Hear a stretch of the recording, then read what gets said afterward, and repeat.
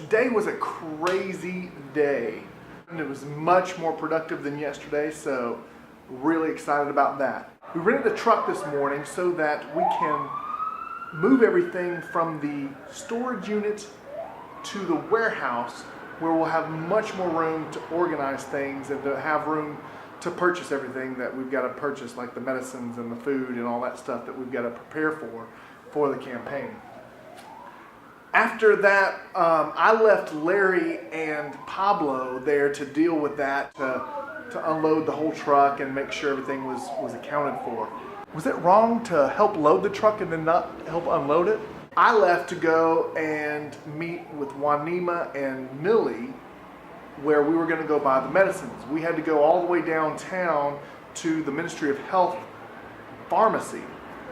This is the biggest pharmacy in Peru, in order to start buying medicines. Well, when we got there, we had to wait about an hour and a half on our contact there to arrive so that we could buy everything. By that time, it was starting to get late in the day and starting to get concerned whether or not we were going to be able to get the medicine today.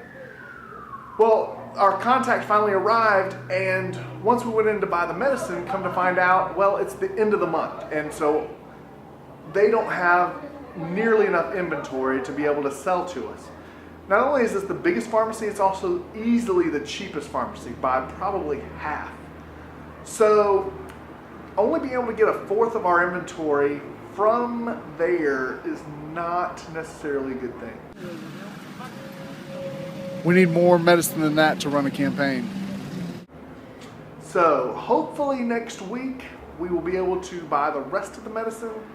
We're going to be calling them every day to make sure they haven't received their shipment yet for next month's inventory.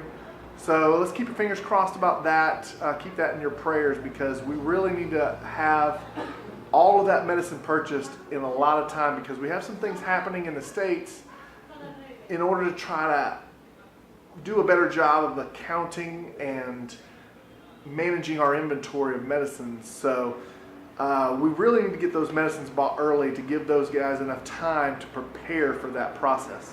After we bought the medicines, we went back to the van to get it so that we could take it back and put all the boxes in the van that we just purchased of all the medicine. Get back to the van, put the key in, turn it, nothing. Look up, the overhead lights look real dim. Look over, I left the lights on. How are you going to leave lights on in Peru? So the battery was dead. Weren't going anywhere. So we asked a couple people, do you have any jumper cables? Nobody's got jumper cables here.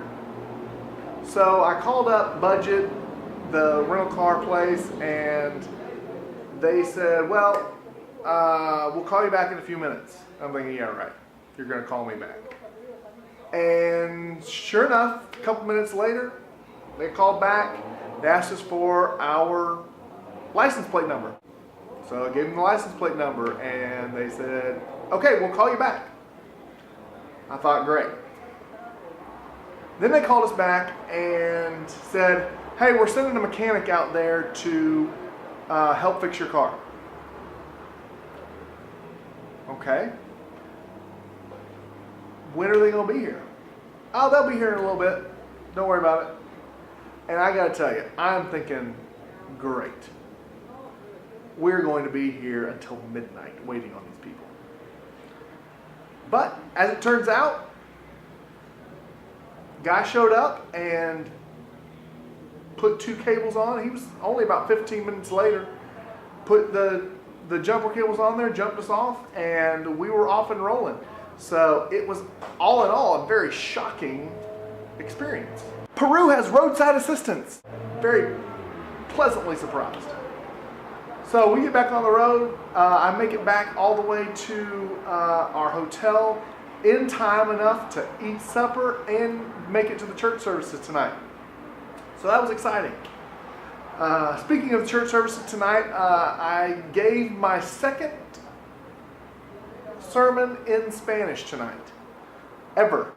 Normally I don't like to speak in Spanish because I'm so concerned that there's going to be somebody in the audience that may misunderstand something that I say if I don't say it just right, and it seems like a huge responsibility. But tonight I knew everybody in the audience and knew that they were pretty mature Christians, so I really wanted to take the opportunity to practice preaching in Spanish.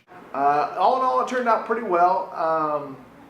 So it's always a pleasure to speak at these congregations when I go and am invited to speak. So it's an honor. That was pretty much the day. I hope that you have a blessed day, and to God be the glory.